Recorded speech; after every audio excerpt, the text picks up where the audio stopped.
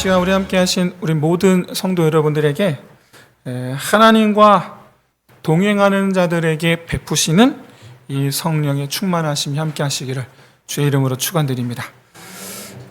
우리 작금 사회적 관심에 가장 첫선 꼽는 이슈 가운데 몇 가지가 있겠습니다만은 그 중에 한 가지로 현재 이제 초등학교 교사 선생님들에 의해서 촉발된 그리고 진행되고 있는 이 위협받는 교권에 대한 대책 마련, 이런 부분들이 최근에 가장 큰 이슈가 아닐까 생각을 해보게 됩니다. 그러면 궁금해지죠. 왜 교권이 왜 무너지는 걸까요?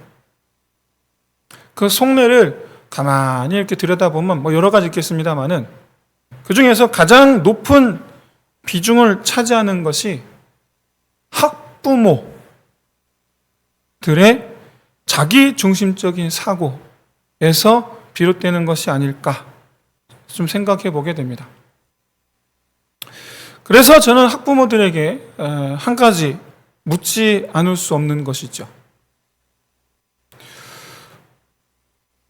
왜 자기 자식의 죄에 대해서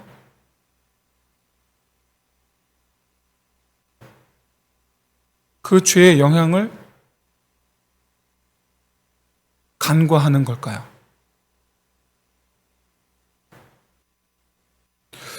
학폭위에서 가해 학생과 피해 학생의 발언, 증언 이런 것들을 듣겠죠. 들으면서 죄의 유무를 따지는 시도들이 있죠. 보면 그 자리는 결국에는 상대방의 더 죄의 무게를 전가하려든가 아니면 내 자식 죄는 어떻게든 가리려든가 그런 시도에 불과하죠. 사실 학폭위가 유명무실해요. 제가 볼 때는. 그렇게 해서 뭐 결과가 나오는 것도 없고 결국에는 학교 측에서 원하는 건 그냥 서로 화해하세요. 해결되는 게 없어요. 저도 한번 휘말려 봤지만 여러분 정말 해결되는 게 없습니다. 교통사고 같아요. 몇 대 몇. 이거 따지기 바빠요. 어떻게든 상대방이 80, 90 가져가게 하려고 애를 쓰는. 그게 학폭이에요, 그게. 원성 높이고 서로 싸우고.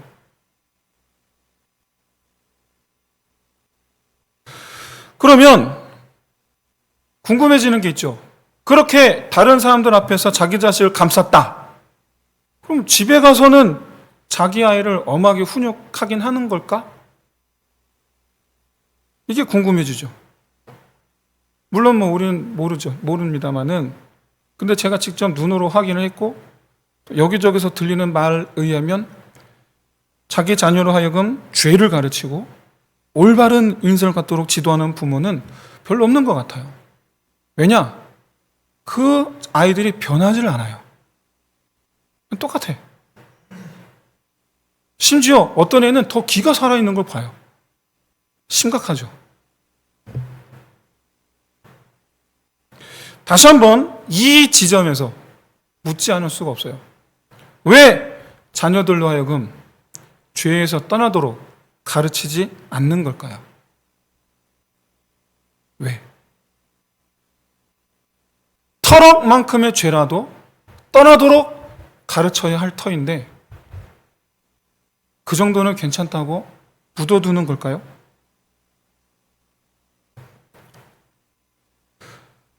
아이들이 죄에 물들지, 내 자식이 죄에 물들지 않고 올바른 아이가 되는 것보다 더 중요하게 여기는 게 도대체 뭘까요? 물어보고 싶죠. 당신 자녀가 죄에 물들지 않고 올바른 아이가 되는 것보다 더 중요하다고 여기는 게 뭡니까? 내 아이의 자존감? 아니면 자기 자존심? 자기 자존심이 더 중요한 걸까요? 그게 아니면 자식으로 하여금 어떻게든 세상은 이기고 봐야 돼. 이걸 가르치고 싶은 걸까요? 그것도 아니면 학폭의 결과가 안 좋게 나올 경우 그게 학적부에 기록되고 그렇게 해서 불이익을 당하게 될까봐? 그것도 아니면 만약 내가 인정하게 되면 피해 학생의 아이가 나에게 더 무리한 요구를 하게 될까봐?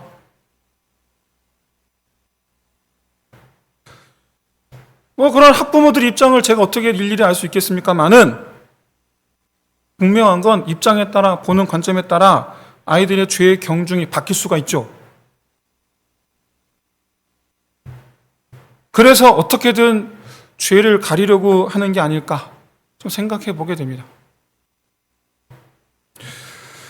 어쩌면 학교 폭력과 결부된 부모들의 이런 생각들이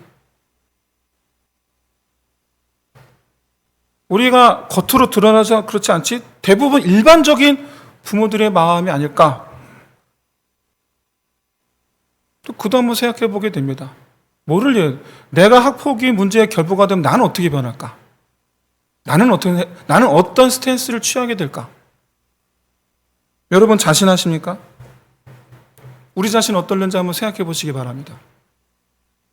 내 아이가 피해자일 경우에는 하나밖에 없죠. 못 참죠. 참을 수가 없죠. 근데 뒤집어서 내 아이가 가해자라고 하면 전화가 왔어요. 당신의 아이가 누군가를 때렸습니다. 그때부터 우리 머릿속에 드는 생각은 뭘까요? 어떻게든 내 아이를 보호해야 되겠다 라는 생각이 듭니까? 아니면 죄송하다고 사과부터 가서 해야 되겠다. 그 피해 입은 아이의 부모를 만나서 좀 사과를 해야 되겠다. 아이들끼리 화해를 시켜야 되겠다. 그런 생각을 하십니까? 근데 놀랍게도 여러분 10중 8구 방어적이 됩니다. 10중 8구. 놀랍게도 그 교사들한테 전화해서 들들볶는 부모들 가운데 그리스도인들 적지 않아요? 안타깝죠.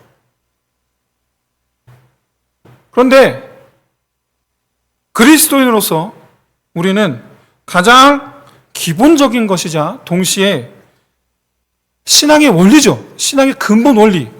여러분 놓치시면 안 돼요. 그건 바로 뭐냐면 죄에 둔감한 자가 되어서는 안 된다라는 거예요. 내 아이가 되었든 나 자신이 되었든 내 아이가 하나님 앞에 자기 죄를 깨닫는 것이 오히려 가장 큰 복인 줄을 깨달으시길 진심으로 소원합니다. 그것만큼 복이 없어요. 왜냐하면 그게 다윗이니까. 내 아이가 하나님 앞에 죄인임을 깨닫도록 하기 위해서라면 천금도 아끼지 않는 저와 여러분 되시길 진심으로 소원합니다. 비록 부모마다 방법론의 차이가 있지만 그러니까 죄를 깨닫게 하는 방법이에요. 뭐 훈육할 수도 있고 꾸짖을 수도 있고 좋은 말로 설명할 수도 있고 뭐 여러 가지 방법론의 차이가 있겠지만 분명한 목적성을 잃으면 안 돼요. 목적이 뭡니까? 내 아이가 하나님 앞에 자기 스스로 하나님 앞에 진실한 마음을 갖게 되기를. 예전에 기억합니다. 동환이가 갑자기 엄마한테 엄마 오늘 목사님 말씀을 들으면서 내가 죄인임을 알았어요. 그때 동환이가 3학년이었나요? 막 그랬던 것 같아요. 사랑하는 성도 여러분, 내 아이로 말미암아 죄를 깨닫게 하면 결국 아이가 자기 스스로 하나님 앞에 진실된 마음으로 하나님 앞에 서게 하는 길이라는 것.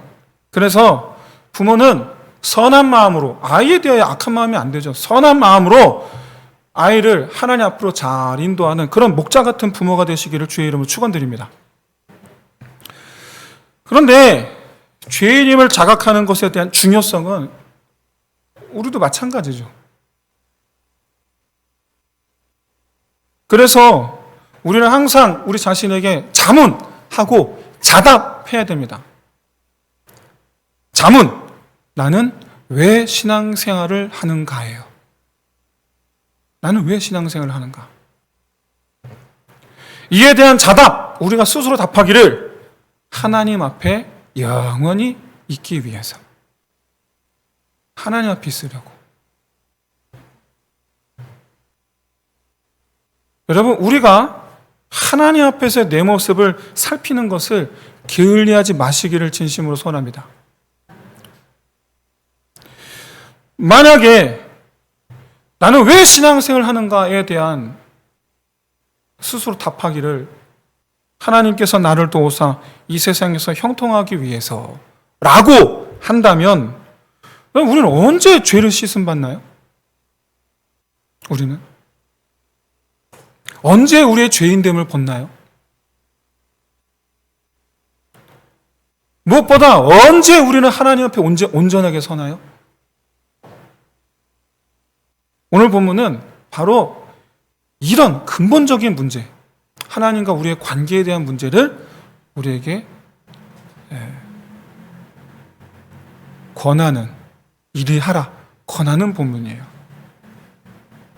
오병이어 기사는 사복음서 전부 기록되어 있는 사건입니다. 사복음서 전체에 다 기록되어 있는 사건이 많지가 않아요. 3개인가 그래요. 근데 그 중에 하나가 오병이어 사건이에요. 근데 저자마다 이 오병이어 사건을 기록한 이유가 달라요. 같은 사건인데 그 사건을 통해서 드러내고자 하는 메시지는 다 달라요. 하지만 그렇다고 이 시간 다른 복음서의 오병이어 기사의 메시지 뭡니까? 그걸 다루기는 어렵고 그건 그때 하면 그때 나오면 되는 거고, 오늘은 그냥 요한복음, 그러니까 요한복음상의 오병이어 기사에 담긴 메시지, 요한이 우리에게 전하고자 하는 것이 뭐였느냐, 이 부분에 대해서만 우리가 좀 살펴보면서 더불어 나는 왜 신앙생활을 하는가에 대해 답이 하나님의 영원히 서기 위해서가 되어야 되는지를 함께 살펴볼 수 있기를 소원합니다. 여러분, 예수님께서 오병이어로 남자만 5,000명을 먹이셨다라는 이 정보는 단적으로 말해서 거기 있는 사람 모두가 먹었다라는 사실을 말해줘요. 모두가 먹었다.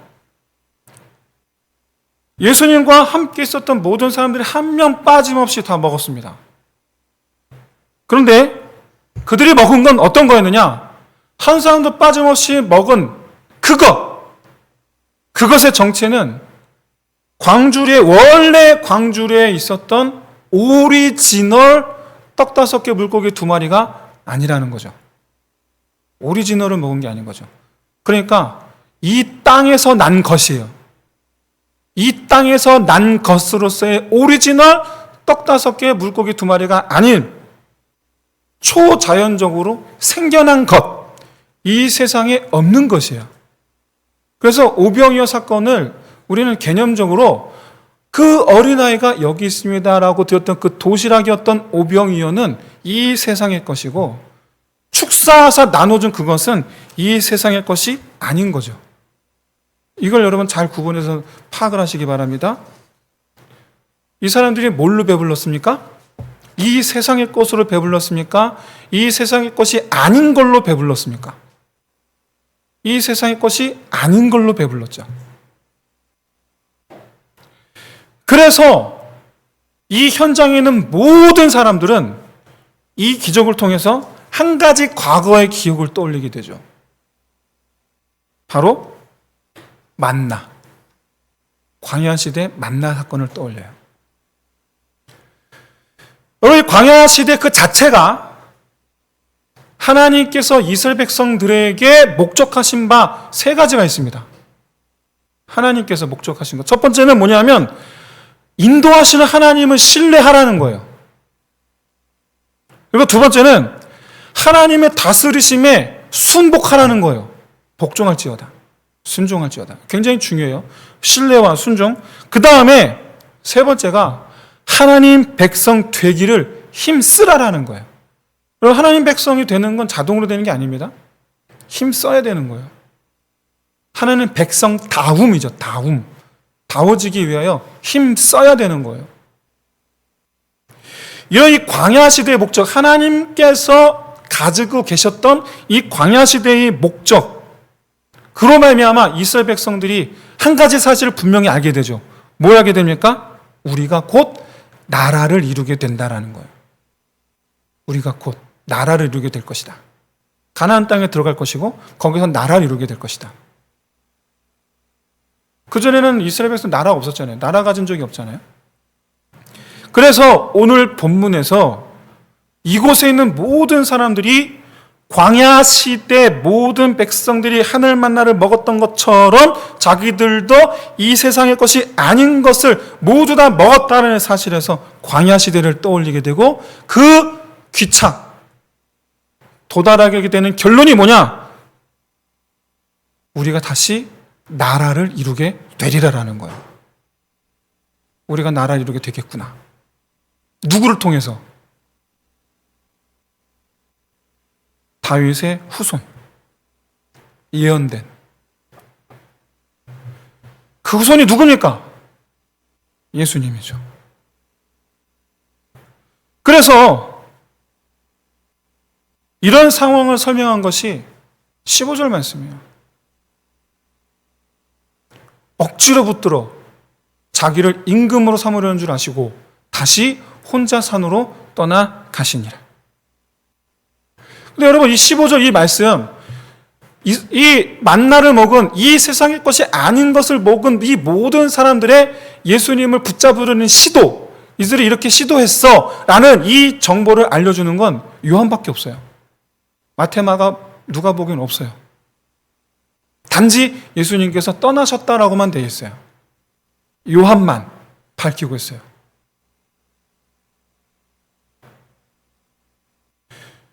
뿐만 아니라 이 오병이어 사건을 바라보는 요한만의 특별한 시선이 한 가지가 있는데, 바로 뭐냐면 오병이어 사건을 이 예수님을 임금 삼으려는 최초의 시도를 한 사건으로 묘사를 하고 있어요. 오병이어 사건을 최초로. 근데 실제로 그 전에 있었는지 없었는지 모르지만 최소한 요한 본인은 자기 복음서상에 제일 처음 시도하는 장면, 예수님 왕으로 삼으려는 제일 첫 시도를 한 장면을 바로 이 오병이어 사건으로 보고 있어요. 그렇게 소개를 하고 있어요. 왜 그러느냐? 좀 이따 보기로 하고. 그래서 요한복음 상의 오병이어 기사 이후에 이 군중들을 뒤로 하고 떠나가신 장면에 담긴 예수님의 이미지는 도망자입니다. 피신이에요. 마테마가 누가에서는 그냥 피곤하시니까 기도하러 가셨나 보다 이렇게밖에 우리가 받아들일 수가 없는데, 요한복음에서만 도망가셨네? 이 느낌을 받아요. 그리고 우리는 알고 있죠. 왜 도망가셨는지. 왜 도망가셨습니까? 예수님은 죽으러 오셨지 유다 왕이 되러 오신 게 아니니까요. 그래서 피하신 거죠. 하지만 이 사도 요한이 이 오병이어 기사를 인해서 군중들이 예수님을 왕으로 삼으려고 했다라는 사실을 밝히고, 그리고 예수님께서 그것을 싫어하셨다까지 밝힌 그 이유는 바로 오늘 설교 제목이에요. 예수님께서 떡을 주신 이유와 그 떡을 받아먹은 사람들의 생각이 서로 달랐다라는 걸 보여주기 위해서예요. 우리가 신앙생활하는 이유가 예수님께서 기대하는 것과는 다를 수가 있다라는 거예요. 한마디로 말해서 군중들은 예수님 속도 모르고 김칫국부터 마시고 있는 거죠. 그러면 예수님께서 오병이어 기사를 행하신 이유가 뭐냐? 요한이 그 이유를 읽진 않았지만 요한복음 6장 전체를 통해서 말씀하고, 사실 오늘 본문은, 오늘 설교 제목으로 인한 본문은 사실 6장 전체예요. 사실은. 근데 다 읽을 수가 없으니까 그냥 앞에만 오병이어 사건만 읽었습니다. 6장 전체를 통해서 요한이 오병이어 사건을 매개로 하여 6장 전체를 통해서 우리가 전하고자 하는 메시지는 바로 떡입니다. 떡. 자기가 예수님 예수님이 자기가 생명의 떡이기 때문에 자기를 먹어야만 진정한 하나님 나라의 백성이 된다. 이게 이제 요한복음 6장 전체의 결론이에요. 다른 복음서는 이 떡을 매개체로 삼지는 않아요. 다른 복음서 요한만 이 떡을 매개체로 삼아요. 그러면 요한이 오병이어 기사를 통해서 떡을 주신 예수님의 의도와 김칫국 마시고 있는 이 군중들의 이 바램의 이 간극 통해서 우리에게 전하고자 하는 메시지, 그게 뭐냐? 군중들이 바랬던 건 이 세상의 형통함이죠. 이 세상 잘 되는 거예요. 이 세상에서 배부르는 거예요. 당시 유다는 로마에 의해서 갈기갈기 찢어져 있는 상태입니다. 갈기갈기 찢어져 있는 상태예요. 로마는 가나안 땅 전체를 시대에 따라 때에 따라 4등분 또는 5등분으로 나눴습니다. 그래서 어떤 지역은 헤롯 가문에게 맡기고, 헤롯의 우리가 말한 예수님 태어날 당시 헤롯 대왕의 아들이 셋이 있거든요. 셋에게 맡기거든요. 뭐 헤롯 안티파스나 뭐 기타 등등 3명의 아들에게 맡겨요. 다른 지역은 총독, 직할령으로 하든지 아니면 아예 다른 민족에게 준 땅도 있어요. 아예. 지금 우크라이나 전쟁 양상에서 유럽 국가들 중에 가장 발빠르게 무장을 갖추고 있는 나라는 폴란드입니다. 뉴스 보시겠지만 잘 아실 거예요. 폴란드예요. 근데 여러분, 폴란드가 누구보다 발빠르게 이 군비를 유럽 전체에서 1위를 차지하는 군비를 지출하면서 발빠르게 이 무장을 하려는 이유는 바로 그들의 역사에 있어요. 폴란드 역사에. 지도를 보셔도 지금 현재 폴란드는 폴란드 동쪽에 벨라루스와 우크라이나를 접하고 있습니다. 근데 이 벨라루스가 러시아 이중대잖아요. 더더군다나 우크라이나 점령 직전까지 갈 뻔했죠. 지금은 이제 다시 역전한 것 같지만은. 그래서 폴란드는 우크라이나 다음은 우리라는 생각을 갖고 있어요. 그런데 사실 근본적으로 이보다 더 훨씬 전의 역사의 인식 속에 지금의 무장의 필요성을 갖고 있는 거예요. 서쪽으로는 과거 프로이센과 오스트리아가 있었고, 그리고 동쪽으로는 러시아와 구러시아, 제정 러시아와 맞닿아 있었죠. 그래서 18세기 당시 제정 러시아와 오스트리아, 프로이센에 의해서 나라가 세 개로 나눕니다. 폴란드가. 20세기에 들어서는 독일, 나치에 의해서 이리저리 휘둘리게 되죠. 그 유명한 유대인 600만 명 학살 사건이 어느 땅에서 벌어졌어요? 폴란드에서 일어난 일이에요. 20세기 중반에는 구소련입니다. 구소련의 연방에 들어가게 되죠. 여러분, 폴란드인들이 나라가 없었어요. 자기 지도자들을 가진 적이 없어요, 폴란드가. 그래서 여러분, 폴란드 사람들은 러시아라고 학을 뗍니다. 그래서 2000년 전 600년 동안 나라 없었던 예수님 당시 이스라엘들과 똑같죠. 그래서 우리는 폴란드 사람들의 소망이 뭐예요?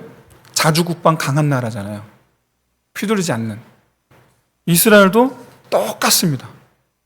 예수님 당시 유대인들의 소망은 자주국방이에요. 강한 나라. 근데 이스라엘 역사상 진정한 자주국방을 이루고 진정한 강한 나라였던 때가 있습니다. 그 때가 언제였죠? 다윗 시대예요. 다윗 시대. 역사적으로 다윗 시대 이스라엘은 당시 종주국이었습니다. 애굽도 그냥 벌벌 떨었어요. 당시에는. 그래서 유대인들은 하나님께서 약속하신 메시아, 그는 바로 이스라엘 역사상 가장 강한 왕이었던 다윗과 같은 그런 왕이실 거라고 믿었어요. 그걸 믿었어요. 실제로 바벨론 포로기 당시 선지자였던 에스겔을 통해서 말씀하셨죠. 내가 내 종 야곱에게 준 땅, 곧 그의 조상들이 거주하던 땅에 그들이 거주하되 그들과 그들의 자자 손손이 영원히 거기에 거주할 것이며 내 종 다윗이 영원히 그들의 왕이 되리라. 다윗 왕조 부활을 말씀하시고 있어요. 예레미야를 통해서 예레미야 23장 5절 6절이죠. 내가 다윗에게 의로운 한 가지를 일으킬 것이라. 그가 왕이 되어 지혜롭게 다스리며 세상에서 정의와 공의를 행할 것이며 그의 날에 유다는 구원을 받겠고 이스라엘은 평안히 살 것이라.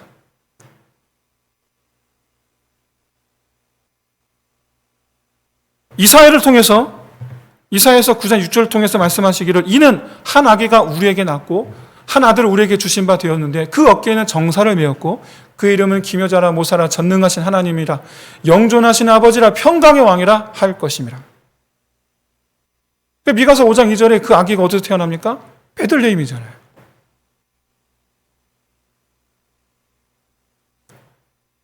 이사야 9장 7절을 보십시오. 그 정사와 평강이 더하며 무궁하며 또 다윗의 왕자와 그의 나라에 군림하여 그 나라를 굳게 세우고 지금 이후로 영원히 정의와 공의로 그것을 보존하실 것이라. 이걸 누가 하신다고? 메시아가 하실 거라고. 이 말씀들을 요약 정리하면 장차 다윗의 후손 중에 왕이 오실 거고 그가 그의 백성들을 구원하고 그가 그의 나라를 강하게 견고하게 할 것이고 그의 통찰에서 이스라엘 모든 백성들은 평안하게 되리라라는 거예요. 이게 메시아, 이스라엘 유대인들이 붙잡고 있는 메시아 예언이에요. 이게. 지금 오병이어 사건을 통해서 군중들은 이 예언에 품고 메시아를 소망했던 이 군중들은 이 세상에 없는 걸 지금 먹었고 그리고 그가 과거 모세와 같은 이미지를 비추면서 여러분 모세가 무슨 뜻이죠? 메시아죠. 모세가 메시아예요. 모세라는 단어와 메시아라는 단어의 어근이 같아요. 구원자예요. 그때 이끌었던 모세, 광야 시대 메시아. 지금의 모세, 메시아, 예수라는 얘기잖아요. 그래서 그를 왕으로 삼으려는 거예요. 그런데 예수님 뭐라 말씀하십니까? 그래, 하늘에서 내려온 떡, 바라건대 하늘에서 내려온 떡을 먹으라. 오병이어 사건 때 이 세상에 없는 것을 먹었던 것 같이 하늘에서 내려온 떡을 먹으라. 제자들은 조금 전에 분명 오병이어 기사를 통해서 이 세상에 없었던 떡을 맛보았습니다. 그래서 제자들은 광주리에서 쉴 새 없이 나오던 그 떡이야말로 하늘에서 온 떡인 줄 알았어요. 주님께서 말씀하신 하늘에서 내려온 떡이 그건 줄 알았어요. 그런데 예수님은 그 하늘에서 내려온 떡이 자기라는 거예요. 그 결과 많은 제자들이 예수님을 떠나요. 그 결과. 이게 여러분 요한복음 6장의 결론입니다. 많은 제자들이 떠납니다. 그러고 나서 6장 67절에서 예수님 제자들 말씀하시죠. 너희들도 떠나려느냐.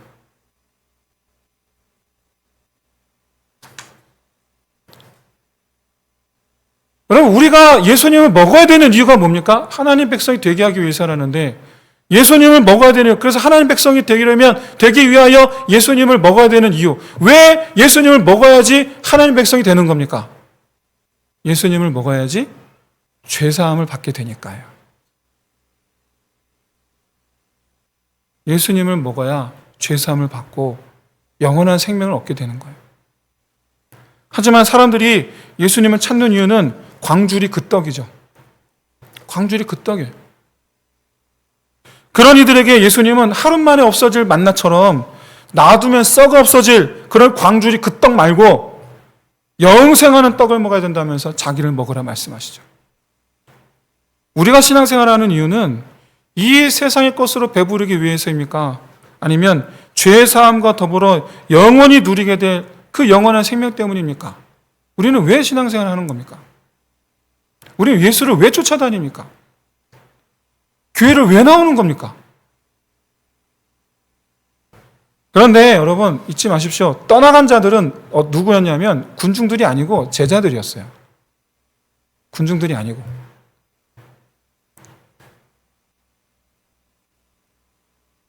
제자들 중에 상당수가 세상 것으로 배부를 줄로 알고 예수님을 쫓아다녔던 거예요.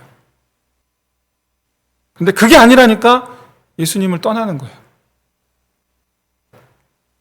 적지 않은 사람들이 자기만의 나라를 위해서, 자기가 꿈꾸는 나라, 자기만의 세상을 위해서 이 세상에 풍성한 떡을 주시는 예수님을 쫓아다녀요. 하지만 예수님은 정작 주시는 분은 하나님 나라 백성이 되게 하기 위한 떡을 주신다라는 거예요. 사랑하는 성도 여러분, 나의 나라를 풍성하고 배부르게 해줄 광주리 떡을 여러분 바라보시지 말고 하나님의 나라에 들어가게 해주는 죄사함의 떡을 바라는 참 제자 되시기를 주의 이름으로 축원드립니다. 그렇기 때문에 우리는 죄에 민감해야 돼요. 둔감하지 마세요. 그래서 우리는 하나님 앞에 죄인이라는 사실을 잊으시면 안 돼요. 그래서 늘 항상 생명의 떡이 되신 예수 그리스도를 그러니까 우리 안에 모시기를 힘써야 될 줄로 믿습니다. 이것을 서두에 언급했던 자녀교육과 여러분 적용해 보시길 바라요.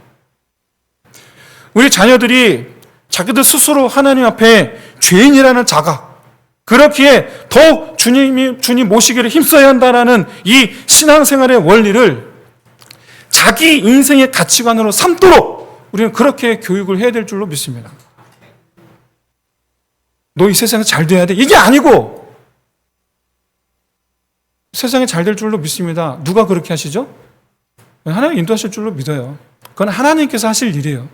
그건 하나님께 하실 일이니까 하나님께 맡기고 우리가 할 일. 근데 여러분, 이게 어떻게 자녀 교육의 원칙이 되겠습니까? 이게 자녀 교육의 원칙만 되겠습니까? 이게 우리 삶의 기준이 돼야죠. 우리 삶의 원칙이 돼야죠. 매일매일 이루는 목표로 삼아야 되는 줄로 믿습니다. 그리고 이 원칙이 나 혼자만의 원칙이 아니라 나와 내 집 통용되는 원칙이 되는 저 여러분, 우리 가정 되시기를 주의 이름으로 축원드립니다. 이제 말씀 마치겠습니다. 예수님께서 주시는 것은 분명 우리가 기대하는 것과는 다를지도 모릅니다. 그러나 우리가 소망하는 것, 썩어 없어질 것에 불과하다는 거 여러분 기억하시길 바라고, 주님 주시는 것은 영원히 썩지 아니할 것이라는 것을 깨달으시길 바랍니다. 사랑하는 성도 여러분, 잠시를 소망하지 마시고 영원을 소망하는 저 여러분 되시기를 주의 이름으로 축원드립니다. 오늘 함께 이 시간 찬양 드리겠습니다. 새 찬양인데 제목이 하나님의 숨결이에요. 근데 잠깐 후렴 부분만 찬양하려고 하는데 먼저 여러분 가사의 의미를 여러분 살펴보시겠으면 좋겠어요. 하나님의 숨결이여, 성령을 뜻해요. 성령이여. 소멸하는 불이여 태워주소서. 이것은 우리 죄를 완전히 태워주시기를 구하는 걸 뜻해요. 그래서 나로 온전히 주의 것 될 때까지. 이거는 죄의 삶을 받기를 소망하는 것, 그것이 바로 완전한 주의 것이 되는 것, 그러니까 영원한 주의 백성이 된다라는 것. 이렇게 우리를 향한 주의 뜻이 바로 이곳에, 그리고 바로 나의 세상에 임하기를 소원하면서 우리 함께 찬양드리겠습니다. 하나님의 숨결이여, 소멸하는 불이시여, 태워주